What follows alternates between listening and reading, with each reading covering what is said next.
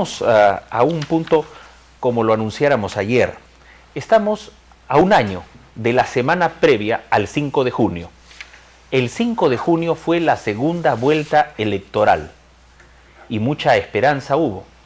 Muchas promesas, discursos, dos candidatos, Ollanta Humala y Keiko Fujimori, pugnaban por el voto ciudadano. En ese entonces nos imaginábamos un Perú distinto. Hoy la situación es muy delicada. Por ejemplo, Espinar es el centro de la noticia. 2 fallecidos, muchos heridos por el lado de la policía y de la población civil, y el asunto es bastante complicado en esa zona. ¿Por qué no se previó? ¿Por qué no se tomaron las medidas necesarias sabiendo que el tema de Extrata Tintaya era muy delicado ahí en la zona? Bien, precisamente con la profundidad que nos caracteriza ante este tipo de noticias, nosotros queremos iniciar una reflexión de lo que el país vivía y miraba hace un año. Vamos a presentar el siguiente informe de Karen Villanueva, que nos introduce ya a una semana inquietante, donde usted va a recordar muchas cosas que se vivieron días previos al 5 de junio, segunda vuelta electoral. Adelante el informe. Estamos ya cuadrándolo en este instante con nuestro equipo siempre oportuno y, por supuesto, amigos televidentes, que usted recordará muchas fases cuando iniciemos este informe, durante todos estos días hasta antes del 5 de junio. Ahora sí, señor director. Un día como hoy hace un año entrábamos a la semana previa al 5 de junio del 2011, fecha de la segunda vuelta electoral. El ambiente político estaba caldeado como es natural, y Ollanta Humala con Keiko Fujimori pasaban a disputarse voto a voto la presidencia de la República. Por este motivo, Habla el Pueblo dedicará parte de sus ediciones de estos días a analizar los sucesos más saltantes donde los protagonistas fueron los candidatos, los movimientos políticos, los grupos de poder y los intereses en juego de los oligopolios mediáticos. Pero tal como caracteriza a Habla el Pueblo, hay un debate de fondo que esta semana saldrá a la luz, y es el de los procesos electorales y el cerco de poderosos actores que tienen experiencia en rodear a los políticos para hacer que estos hagan lo que ellos quieran. Asimismo, analizaremos hasta qué punto la hipocresía juega sus cartas, toda vez que los que ayer atacaban al candidato Ollanta Humala hoy se han vuelto sus principales aduladores. Algunos de estos grupos hasta ya se olvidaron que contrataron a un personaje de la televisión como Jaime Bailey para que actuara cual mercenario mediático a fin de demoler la candidatura de Ollanta Humala. Por esto y mucho más, esta semana no puede dejar de ver Habla el Pueblo, donde usted es el protagonista. Bien, amigos televidentes, entonces la primera pregunta va para nuestro panel. En unos instantes se integra Héctor Huerto, historiador. Les recordamos que Ángel Ganosa estará después de las 9 con una noticia muy delicada que dar y que tiene que ver evidentemente con ese cerco que se ha hecho contra un canal peruanista, un canal que cumple con nuestra sociedad y que tenemos muy presente la responsabilidad social y las buenas prácticas. La pregunta de esta noche es, ¿cree usted que ha cambiado el Perú a un año del 5 de junio? José Rocha con la respuesta.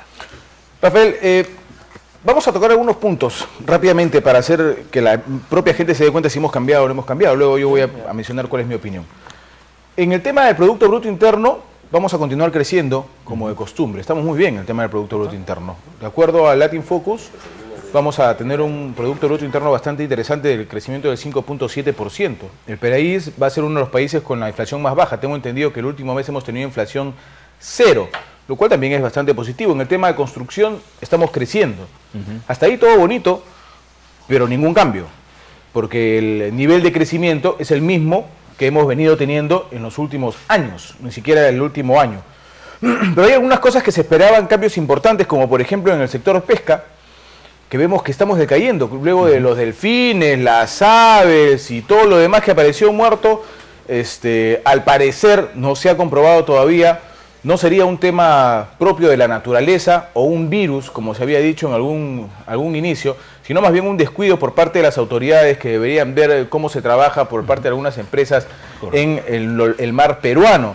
En el tema del agro, por ejemplo, Se esperaba una transformación real que permita que las tierras cultivables lleguen de una manera más adecuada a los que menos tienen para poder fortalecerlo. Esto tampoco ha ocurrido. Por más que el presidente lo ofreció, acordémonos que el ministro de Economía decidió que no se le haga caso al presidente de la República y vender miles de hectáreas de terreno a los más ricos, a las grandes empresas. ¿El Perú ha cambiado? Para bien, por lo menos no.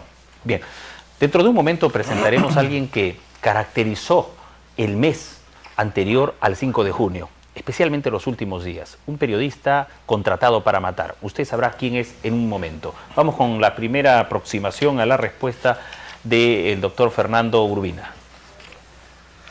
Indudablemente que es una pregunta que merece una reflexión muy profunda y hay que poner una balanza. En esta balanza, indudablemente que hace un año habían espacios indudablemente cerrados a las políticas sociales que se han ido abriendo, número uno. Número dos, estamos viviendo un tiempo de oportunidades, pero también de anarquía. Es cierto que se ha garantizado muy bien la gobernabilidad económica, macroeconómica. Esto hay una continuidad de las políticas económicas, pero no en el aspecto solamente, digamos, de un continuismo, sino de un manejo responsable. Hay que verlo por ese lado, porque lo importante es que esas políticas económicas tengan ahora un correlato en las políticas sociales. Eso la población no lo siente, a pesar que han habido esfuerzos importantes. Ha habido una importante renegociación minera que ha dado más ingresos al Estado. Hay un aumento de algunos programas sociales, aunque en el camino se les cambió de nombre. Eso también ha sido una cosa negativa e innecesaria. Entonces, tenemos que ir viendo una balanza. Claro. El ciudadano de a pie evidentemente va a expresar un sentimiento, en muchos casos, de frustración, porque espera una respuesta más inmediata, más rápida del Estado. Pero desde un punto de vista con cabeza más fría, hay aspectos importantes. Por ejemplo, el tema de la consulta previa, que se ha aprobado, pero todavía no se implementa. Entonces tenemos así estos... Eso quiere decir que todavía no se produjo el cambio, pues. Digamos que el cambio está listo para implementarse, pero no se ha implementado. Y con reglamento incluido todavía. Con reglamento incluido. Bien, dentro de un momento estaremos viendo quién es ese personaje contratado para matar. Después también estaremos viendo las encuestadoras, qué presentaban, qué decían. Vamos con Héctor Huerto, que se integra al panel, y su primera respuesta, porque este tema es muy profundo, como lo dijo Fernando Urbina, y de mucha reflexión. ¿Cómo estás? Bienvenido. Buenas noches, Rafael. Buenas noches al público oyente. Yo creo que efectivamente lo que estamos viendo aquí es que hay más continuidades que cambios, lamentablemente. Y un indicador importante de esto es que seguimos viviendo en un Estado que se dice llamar democrático, pero que vive constantemente en medio de estados de emergencia que son continuos, que son casi perpetuos y que se marcan como la solución inmediata a los problemas de crisis social, a los problemas no fruto de que el público de alguna manera se siente cansado y sale a protestar en consecuencia, ¿no? Es por esto que nosotros vemos que este sistema, que desde junio del 2003, para ser exactos, se mantiene vigente ahora, y tenemos, por ejemplo, constantemente a 63 distritos y 6 provincias del país que desde junio del 2003 se mantienen en estado de emergencia. Estamos hablando de alrededor de 500.000 peruanos que no gozan de sus derechos más elementales, como goza cualquier otro, o debería gozar cualquier otro, en un Estado democrático de derecho. Muy bien, vamos entonces ingresando a esta reflexión a un año del 5 de junio. En los días previos, por supuesto, se presentó un personaje, Jaime Bailey, contratado por el Grupo El Comercio, accionista principal de América Televisión, para participar en la campaña. ¿Y de qué manera? Véalo usted mismo. Adelante. Ollanta no es un demócrata. Yo afirmo esta noche que el teniente coronel golpista Ollanta Humala no es un demócrata. Su hoja de vida, su trayectoria pública lo descalifican como demócrata. Él es un conspirador probado contra la democracia. Es un golpista sistemático, repetido contra la democracia peruana. Y está manchado moral e intelectualmente de sangre, por la sangre de esos 4 policías que cayeron abatidos en el golpe militar de Andahuaylas. De manera que usted, señor Ollanta Humala, tuvo arte y tuvo parte, como vamos a seguir demostrando esta noche en el programa, porque cuando ocurrió el Andahuaylazo, esto fue lo que usted dijo. Pero esa es la parte, digamos, coyuntural, no es la parte de la acción política en sí, que es la insurgencia.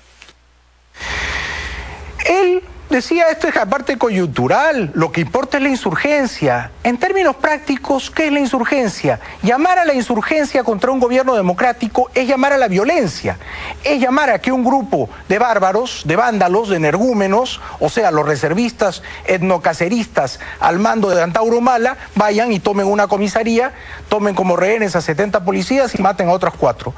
Eso es la insurgencia es la violencia es el golpe es la muerte de 4 policías. Eso es lo que Ollanta Humala legitimó durante 3 años consecutivos, el 2002, 2003 y 2004, en su Pasquín Ollanta, que no se cansaba de pedir el golpe militar contra el presidente Alejandro Toledo. Y hace un año exactamente, Ricardo Saavedra, jefe del área de proyectos informáticos de la OMPE, decía así: por primera vez en la historia del Perú, el próximo 5 de junio de 2011 se aplicará el voto electrónico presencial. ¿Pero dónde? En una localidad del país, en Pacarán. Solamente ahí se presentó el voto electrónico. Vamos con el público televidente. Usted es nuestro protagonista. ¿Cree usted que ha cambiado el Perú a un año del 5 de junio? ¿Qué pasa con nuestro país frente a un momento tan difícil como una segunda vuelta el año pasado? Buenas noches. Buenas noches, Rafael, y un saludo caluroso a todo ese panel de valerosos periodistas que día a día defienden los intereses del pueblo. Bienvenido, usted es parte de nuestro panel, mi estimado amigo. Muchas gracias. Miren, no ha cambiado nada. Los intereses de la banca y de los comercios siguen altos. Los servicios siguen abusando. El modelo económico primario exportador sigue vigente. La mayoría de los impuestos los sigue pagando la clase popular.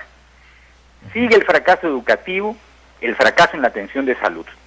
Por lo tanto, no ha cambiado nada. Y permítame finalmente recordarle a la bancada de Gana Perú que ellos fueron elegidos en primera vuelta y que ellos tienen que respetar el programa de primera vuelta. El señor Ollanta Humala habrá sido elegido con la hoja de ruta, pero el Congreso, la bancada de Gana Perú, tiene que defender el programa original de la primera vuelta. Gracias a usted, amigo, por su participación. A propósito de bancada, todos ya dicen en todo lugar, Alejandro Toledo ha herido de muerte a la bancada de Alianza Parlamentaria, porque hubo una reunión en Palacio de Gobierno el día sábado, y por ahí nos informan algunas fuentes desde el Congreso que el presidente del Congreso, Renan Espinosa, no fiscalizaría a la ministra de Educación, Patricia Salas, por la sencilla razón de que hay una orden de manejar las cosas con tranquilidad y no mover el piso a los ministros. Terrible, ¿verdad?